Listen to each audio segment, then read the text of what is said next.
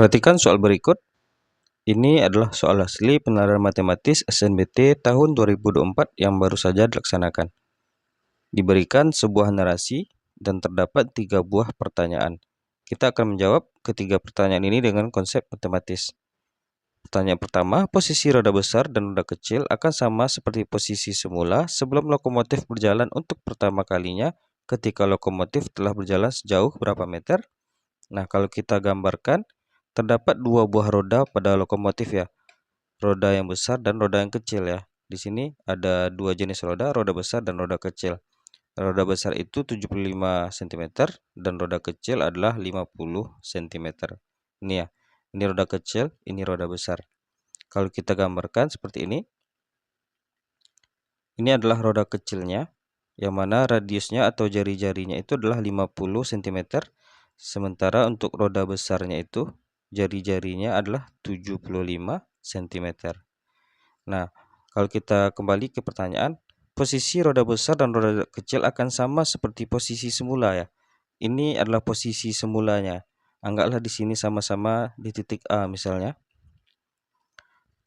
Sebelum lokomotif berjalan untuk pertama kalinya, ya jadi posisi roda besar, roda kecil akan sama posisinya kembali ke sini, kembali sama-sama ke titik A ini. Ketika mereka sudah menempuh sejauh berapa meter gitu ya. Nah, tentu mereka berputar ya, satu kali putaran. Dan satu kali putaran itu berhubungan dengan keliling lingkarannya. Jadi satu putaran roda kecil, untuk yang kecil ini, satu putarannya adalah satu kali keliling, yaitu 2 VR. Dan jari-jarinya itu adalah 50 cm atau 100 V. Kemudian untuk yang besar, ini untuk roda yang besar, itu satu kali putarannya sama dengan satu kali keliling, yaitu 2 VR, 2 kali V kali 75 atau 150 V. Nah, jadi kita akan melihat berapa jarak tempuh mereka sehingga sama-sama kembali ke titik A ini ya. Dan kita tahu bahwa satu kali putaran roda besar, satu kali putaran roda besar itu berapa kali putaran roda kecil gitu ya. Nah, ketika roda besar ini berputar satu kali, maka roda yang kecil ini berputar 1,5 kali. Nah, kan satu putaran penuh roda yang besar itu kan 150 V ya. Kan mereka sama-sama bergerak. Jadi ketika menempuh 150 V, maka roda kecil berputar 100 V ditambah 50 V. Maka posisi titik A ini berada di sini. Ketika roda besar berputar baru satu kali. Artinya satu putaran roda besar itu sama saja 1,5 putaran roda kecil. Atau 1,5 itu bisa kita notasikan 3/2 putaran roda kecil. Putaran roda kecil. Nah, sehingga supaya tidak diperoleh satuan berbentuk pecahan seperti ini, kita bisa kalikan kedua ruas dengan 2 ya. Sama-sama kita kalikan 2. Jadi artinya 2 putaran roda besar, 2 putaran roda besar yang besar itu sama aja dengan ini kita kalikan 2 jadi 3 kali putaran roda kecil. Nah, jadi kalau kita gambarkan lagi, satu kali putaran 150 V, ini juga 150 V, berhenti di sini. Kemudian mereka belum sama-sama di posisi awal ya, posisi semula. Kita putar satu kali lagi roda yang besar untuk yang kedua, maka dari sini startnya lagi ya untuk roda yang kecil. Ini sampai ke sini 100 V ditambah 50. Sama-sama berhenti di sini. Sama-sama berhenti di sini ya. Jadi artinya mereka menempuh, kalau roda kecilnya itu menempuh 3 kali putaran. Berarti 3 kali 100 V. Sementara untuk roda besar menempuh 2 kali putaran, yaitu 2 kali 150 V atau 300 V. Sama-sama 300 V. Ini sama-sama juga 300 V. Ingat ini masih satuannya cm. Ini juga cm. Sementara di sini yang ditanya adalah satuannya meter. Ya tinggal kita robah ke satuan meter. Tinggal kita bagi dengan 100 jadinya 3 V meter. Jadi untuk pertanyaan pertama jawabannya adalah C.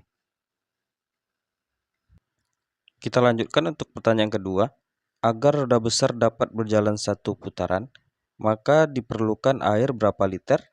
Dari narasi yang diberikan, jadi untuk 10 liter air dapat menggerakkan lokomotif sejauh 1 km. Jadi 10 liter itu menempuh jarak sejauh 1 km.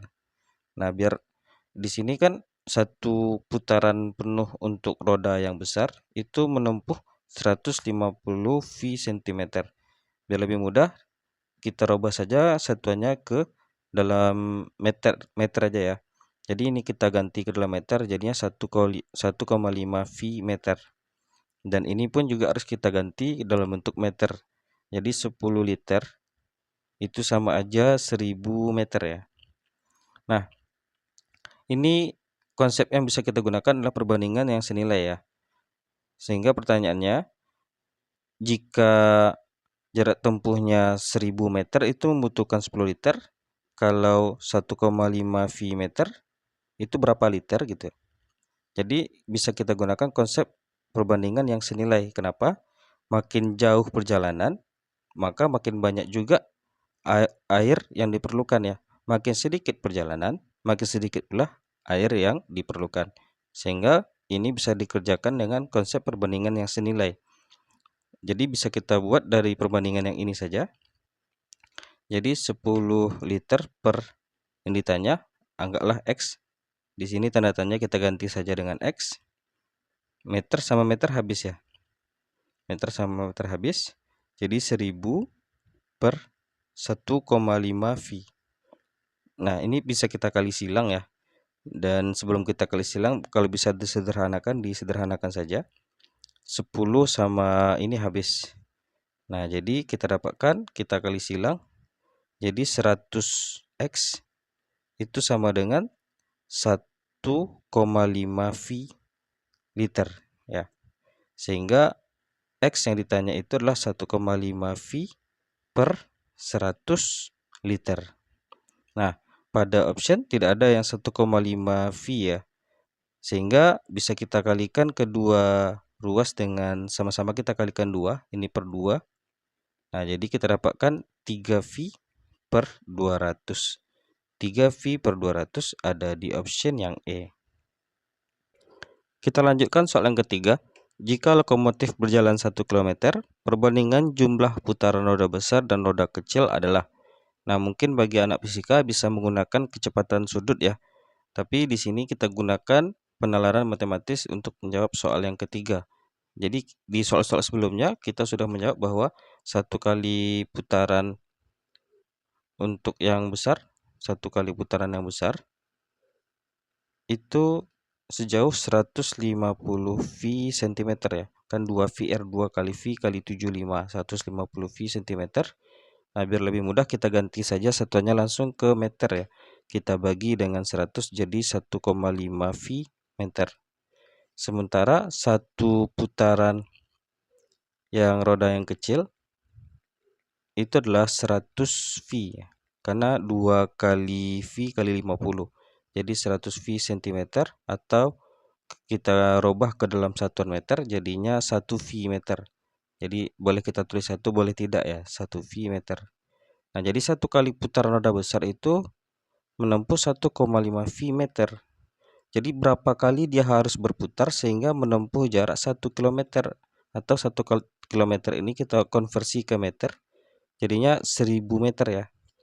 Jadi 1,5 V meter kali berapa supaya hasilnya menjadi 1000. Ya, jadi bisa kita pandang atau kita buat persamaan seperti ini ya.